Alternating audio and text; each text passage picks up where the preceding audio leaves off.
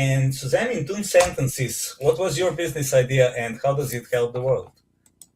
My business idea is for entrepreneurs to really embrace technology and allow them more freedom. I think every entrepreneur I've ever talked to in the last 15 years wants freedom, but they end up creating a job for themselves that's 9 to 5 or 9 to 9. And I really just am so passionate about helping them work less while having that time, wealth, and freedom. And how does it include AI tools? You talk about AI operating systems. What's hmm the difference? Well, for me, I had a business coaching program for about 8 years that was very successful. I had a huge Facebook group and a following, and over 600 clients went through that course that was live with me, group coaching. And I thought to myself, how can I make this faster? Instead of the whole course and the program being a year, how can I make it, 12 weeks instead? And it looked like really taking each step of what I was doing, all the foundational pieces of business, and then including AI in that equation to get the jobs done faster, more efficiently, but following the same frameworks that I designed, working with people in person for, 8 or 9 years through the same course. And I think one of the best compliments I've received is I created a custom GPT called an IP extractor. So basically, what it does is it interviews you and it extracts your intellectual property. And I give it away free. So if anybody wants it, message me and I'm happy to share it. And a client started with that, before they ever paid me, before they came on board, I said, start with this. This is what I used to do in person with clients, and this will take you through that process. And he came back to me and he said that working with that GPT, having it interview him, felt like I was sitting there with him, asking him those questions. He felt seen, he felt heard, he felt supported through that process of figuring out who he was and what value he brings to the world. And it was literally the best compliment ever that a tool I created had somebody feel like they were sitting with me. Because truly, I think that's how you can multiply what you do and make a bigger difference in the world and work with more people. So I know that hundreds upon hundreds of people have used that tool to do this work. And knowing that, I couldn't have given all of those people, 3 or 4 hours of my time to do that work. It wouldn't have been possible. Mhm. So allowing technology to do that for me has just been so rewarding. Great. So, when we are talking about that, something came to my mind. What do you hmm think is the uh, biggest mistake fresh entrepreneurs do when they start? Probably not doing the foundational pieces of business, whether it's a business plan, the strategy behind, the ideal client research, knowing your competition. I do something called competitive intelligence with my clients. And I just think the information that you get from studying the market and what's happening on social media, what's actually happening in your niche, um, can really inform a more successful business long term because you know what the market wants. And there's so much out there to study as far as, if you're selling, say, website services and you want to build websites for people. Well, if you know who the most expensive person is, like who's the best of the best in the world who does that. Uh, who do they use for branding? And then if you know how much they charge, how does that compare to your work? So Mhm. not only pricing, but knowing what the market will pay for certain services, and then where to position yourself accordingly within that ecosystem. Most entrepreneurs skip that piece and they want to jump right to, I know everybody wants to make money as quick as possible. And my recommendation to every entrepreneur who comes to me with a great business idea, I say, what's your window, your financial window? And they look at me and I say, how long do you have before you need desperately to make money? And Mhm. if they say anything less than 2 years, I tell them to get a job. And it's tough love. And it's really, but it comes from years and years of starting businesses and helping other people do that, that I see without that 2 year runway of safety and security and knowing you don't have to make a sale today in order to buy food tonight. It takes the pressure off if you start your business on the side of a job. Mhm. And I think it's really the best advice that a business coach can give somebody just starting out. Okay.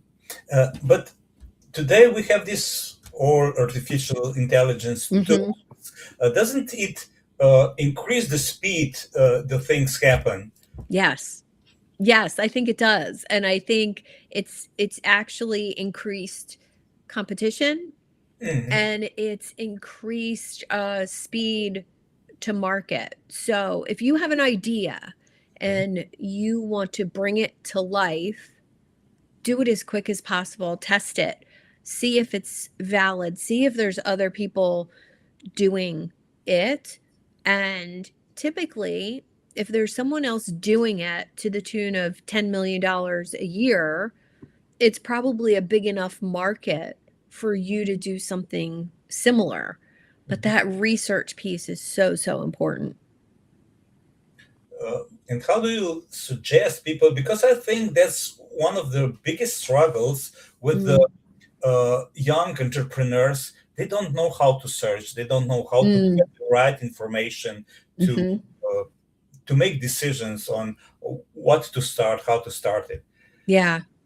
Yeah, I think the internet has opened up so, so much for us in this realm. My first business was before social media, before the internet.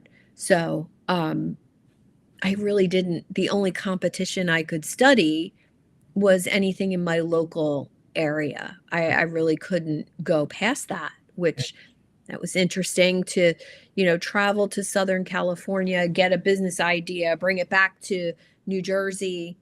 It was just interesting because I didn't know Mhm. if there was anybody else doing it, right?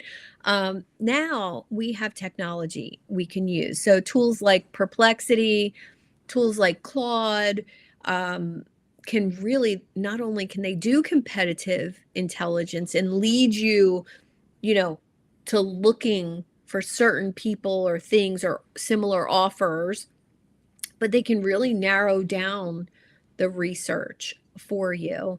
Mhm. And I created a report with Claude that I can run, and all I do is tell it what the niche is, what the client transformation is, and what the person is selling, and what's the price point.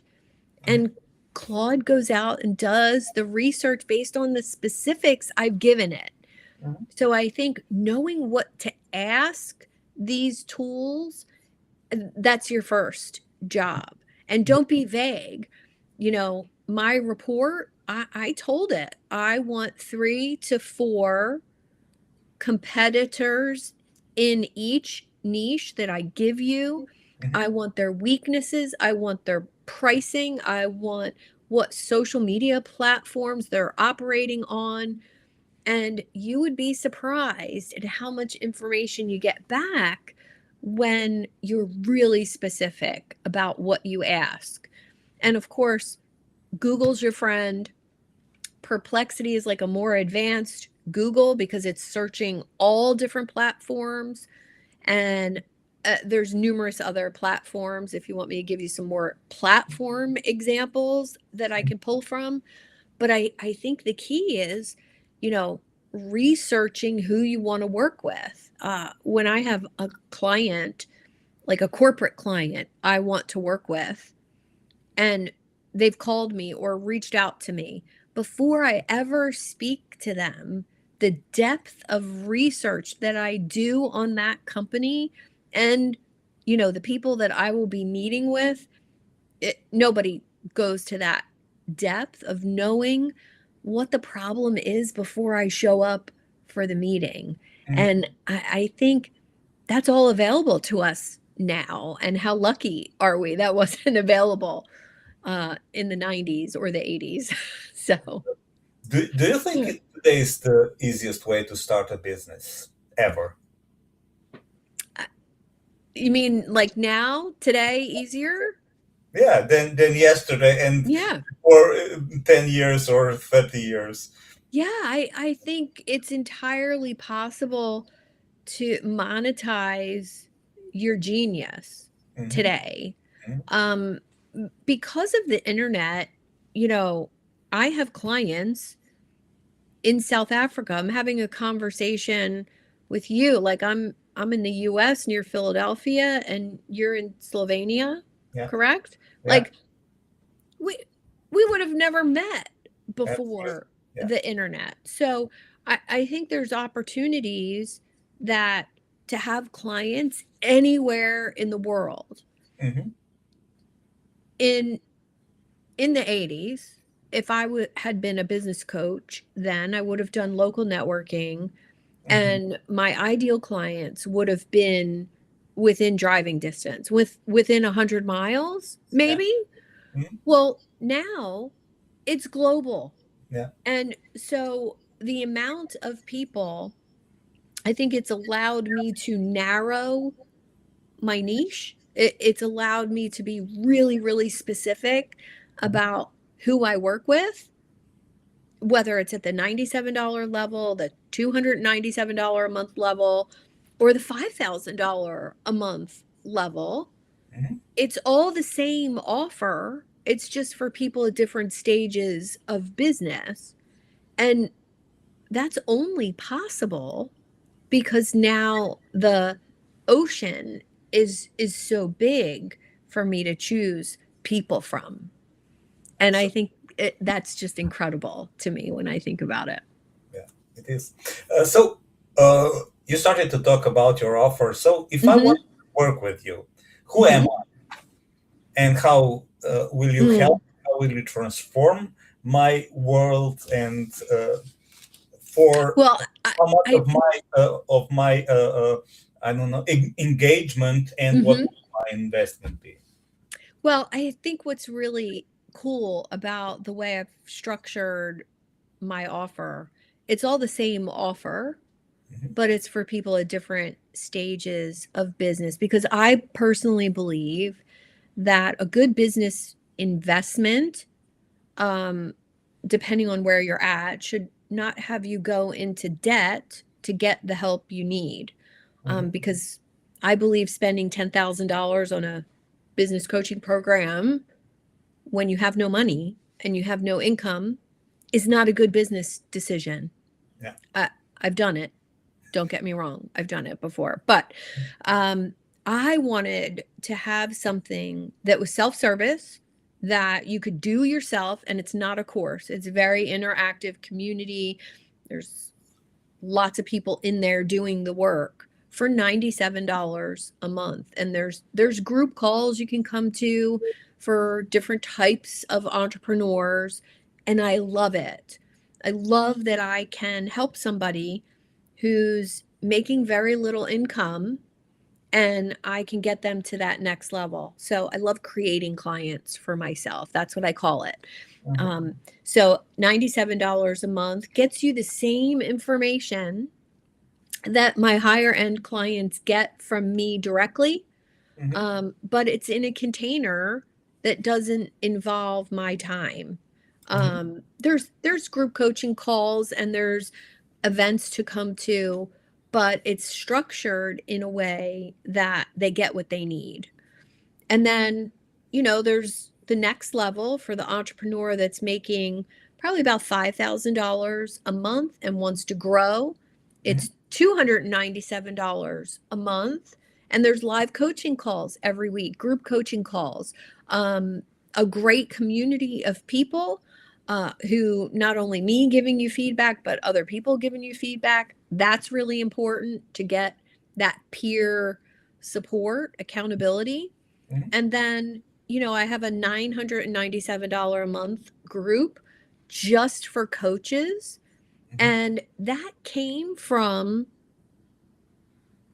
coaches requesting my mentorship because I've been doing this for 15 years. And I thought, huh, I'm getting requests for this. Why not create a container for coaches who are, in that top 10%, a little bit more successful and want to go to that next level? Mhm. And I really think about it in terms of income, um, because I believe what you spend on your business, whether it's software, technology, tools, coaching, support that you need, like a VA or an assistant, I think that should be based on what you're currently generating in income. And as your income goes up, you can start delegating more. You can start getting maybe one on one help for things. But I really think a beginner needs to learn so much, and it can be so, so overwhelming. I know I was overwhelmed in the beginning of the online space, but I think if you take it strategically and you only learn what you need to learn next, I think it's entirely possible. And this is how I advertise what I do, to get to $250,000 US per year as quickly as possible. And it used to be $100,000 per year was my number that I would say. Let's get you to $100,000 per year as quick as possible. And with the economy and changes, everything's more expensive. I really believe that the $10,000 a month goal really needs to go out the window, and you need to shoot for 25,000 to really live that wealthier, abundant lifestyle. And I think it's entirely possible within a 1 year container. Some of my clients do it much faster than others. I think it all depends on the price point of their offer. Like I have one client whose offer is $100,000. Well, Okay. 3 clients later, she was at her goal, Mhm. right? But it was a very specific client for an offer like Mhm. that. So I think there's a lot of variables, but I think that should be the goal as an entrepreneur. Get to $250,000 a year as quickly as possible so that you can have that freedom. I like that. So, uh, actually, you get them into this vicious cycle of success, and Hmm. then you just uh, make them boom or bloom. Yeah. Yeah. Well, I feel what's cool about that. And people ask me about this all the time. I do invest a lot in my people that are only paying $97 a month or 297 a month. And when they thank me for the time or the assets that I'm giving them access to, and they Mhm. say, "Oh my gosh, thank you so much. This is incredible." I'm creating a client for the future. I'm investing in you because I believe in you and what you're doing. And I figured out a way to do it at scale. So um, it's so rewarding. Like when I think about it, I that's what I wanted 15 years ago. I wanted somebody who believed in me, who trusted in me, that knew I had something of value, Mhm. and would give me what I needed, or just tell me what to do, for God's sakes. And I couldn't find that person. Mhm. So I think that's why I ended up like this. So, do you think that this coaching space is already overcrowded, or is there uh, Hmm. more room to uh, make more of these coaches? And how important are they at all? Well, I think there's very few really successful coaches, if we're talking financially. Mhm. Um, I heard one number not too long ago that 96% of coaches made under $100,000 per year. So that means that only 4% make over that. Mhm. And I thought to myself, well, that seems weird, because everything I see on social media is, oh, I made $600,000 last month. Oh, I made $1 million last month. No, you didn't. No, you didn't. And I think I've gotten a little jaded as far as, income claims online. Don't listen to any of that. Please don't, you know, meet with the person and really get to know who you're going to hire. Mhm. And I think coaching is custom. It's created in conversation with your client. Mhm. And so if you're going to hire someone and you haven't spoken to them, don't do it. Yeah. Don't do it. Mhm. Um, and I wish somebody had told me that too 15 years ago. But okay, you have learned from whatever mistakes you have done. Yeah. Yeah. And, I had a coaching call with my group this morning, and four people brought the same problem to the call. That problem I had just experienced yesterday. Yesterday, I had that same problem. Mhm. And so, very transparently, I said, look, you're always going to have that problem of people asking for your time, not wanting to pay for it. I just had it happen yesterday, and I had to say X, Y, and Z to that person. And this is about you valuing yourself. It's going to happen. It's going to continue to happen no matter what level you're at. So Mhm. just learn how to handle it now. Mhm. Like, learn how to deal with that now, because look, I've been doing this 15 years and it still happened to me yesterday. So I think the transparency factor, like, I'm not sitting up on a pedestal saying, this is how I do it and everything's perfect, and oh, do it my way.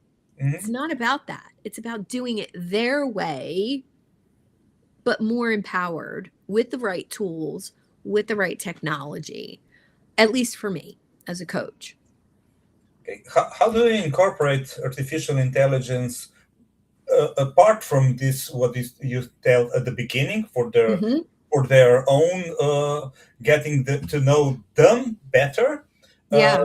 in this life ongoing things. How do you incorporate artificial Well, intelligence? I think I incorporate it almost at every level of it. It's more the thinking behind using technology, whether it's a CRM or an AI tool.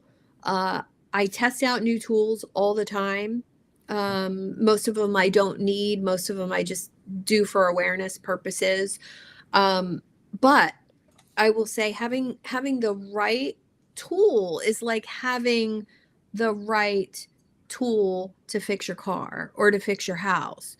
So it really depends on the person, tool wise.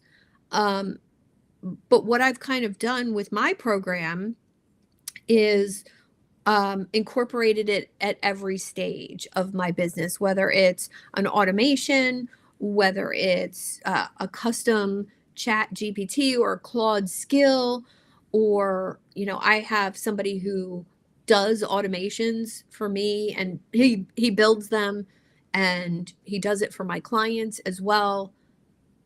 But I can't have him do that for me if I don't understand what I want automated, right? I have to understand the process that happens behind the scenes. Okay, somebody signs up for my 3-day event. When they sign up, their name drops in my CRM and they go into this and they get this email and this text message and this happens and this happens. I have to cognitively understand what I want to happen before I can have him create an automation to make that happen. So I think that's really where I've excelled, is looking at my own system, SOPs, what I want my customer journey to be, and then how do I use technology to make that happen better or without me completely. And I like the human step with AI. So there's only 3 or 4 things that I have AI do without me. If it's client facing, if it's emails, messaging, DMs, anything client communication, I might have AI write it, but I oversee it. I hit send. That human touch to me is very, very important, and it is for most of my clients. But the 3 or 4 things that run on autopilot for me, I think I used to spend about 5 hours a week doing those 4 things every week: research, newsletter, AI research, new tool research. And now that all happens without me and I get a report. So 5 hours of research and reading is now down to about 30 minutes because I can read the report. Wow. That's efficiency for me. And it's kind of fun to be able to do more. And we talked about books before we went live.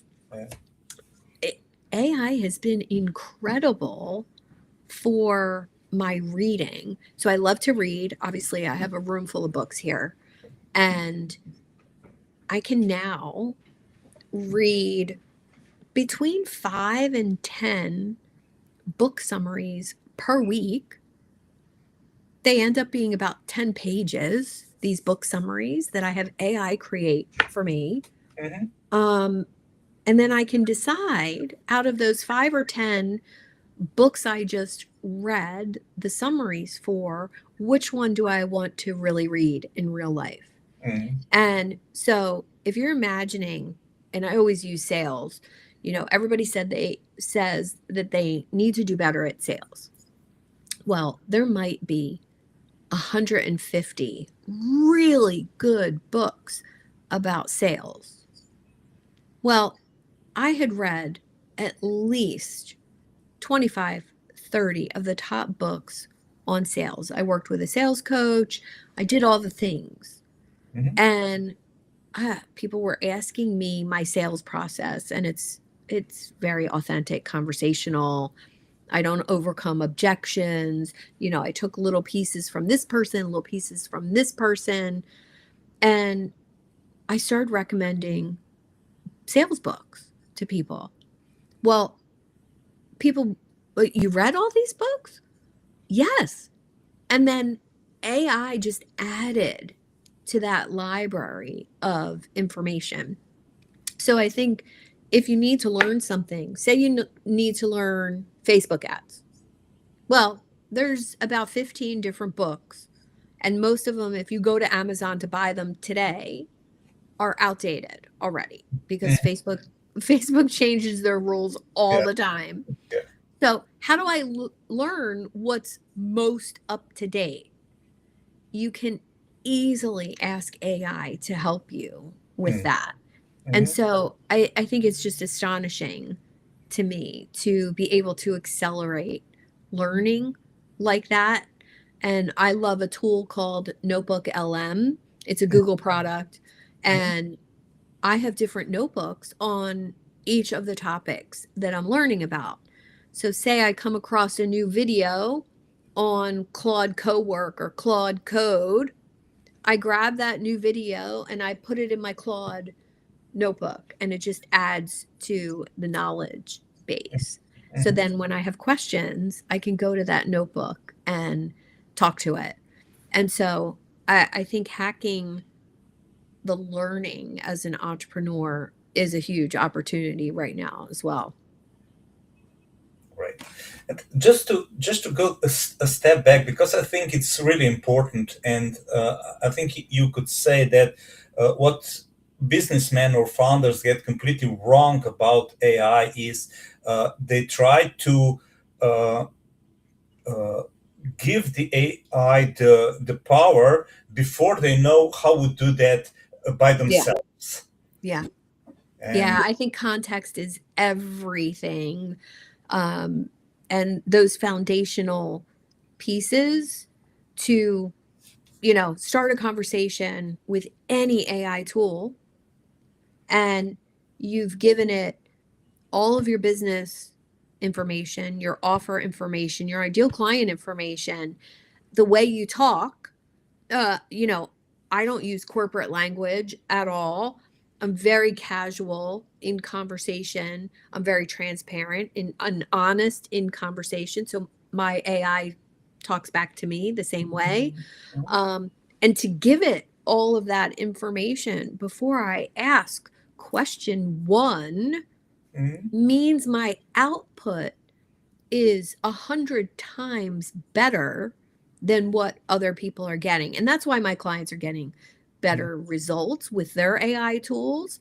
It's Mhm. that those foundational pieces, and to be able to create well with AI, whether it's graphics, documents, things for clients, social media content, if you've given it all that foundational information, your output is going to be so much better than if you understand storytelling, customer journey, um, stages of awareness, the buyer journey.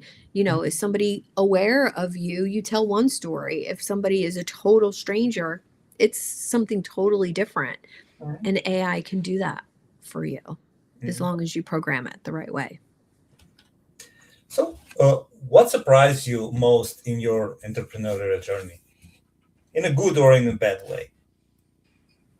Um, I think how rewarding it is the money that I've made aside.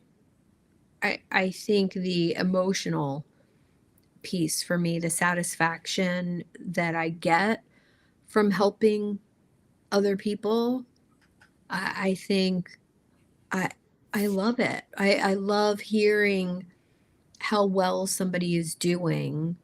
And watching other people succeed has been so rewarding. From the negative, I'm surprised at how much of a personal development journey entrepreneurship has been for me.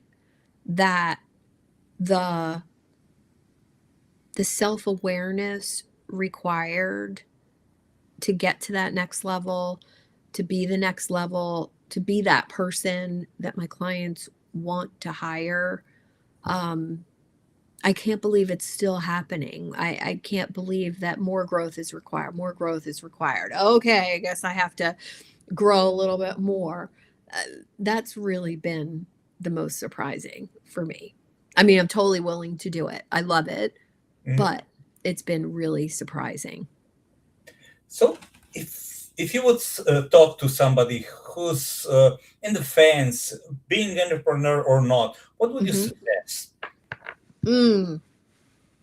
I think in order to be an entrepreneur, you have to have guts. You have to be fearless. You have to trust yourself at a whole new level. So if there's insecurity there about believing in yourself, even when everybody else says you're an idiot, what are you doing? Why are you quitting your job? And that's the most important piece, I think, to have grit, to have resilience, to not give up. Mhm, If you really believe in what you're doing, just be passionate about what you do, and mhm. you will meet the right people. For instance, you can start with under $100 with Hmm. Suzanne, and you'll get into her vortex to Yeah. success. Yeah, I think it really does matter who you hang out with, right? Like, um the five people I hang out with the most in business all make more money than me, every single one of them. Mhm, They challenge me. They're not intimidated by me at all. Apparently, I'm scary to some people, but that's okay. Um, I think being in the same room as them on a monthly basis um, challenges me to be better, do better, think bigger. mhm, I have a couple AI peers that I hang out with, and they're both in two different masterminds, and I'm in another one. And we get together and we compare notes. That has been life changing. So, really finding people who are doing the same work as you, mhm, who are willing to share. I know there's a message on my phone right now on WhatsApp from one of my AI peers telling me about the mastermind yesterday that mhm. he's in. And I know it's going to be something amazing. That's why I didn't listen to it yet. Like, I need to be sitting down with a pen when I listen to it, right? And I think allowing yourself to be in the presence of people doing really big things in their business that might be a little intimidating, right?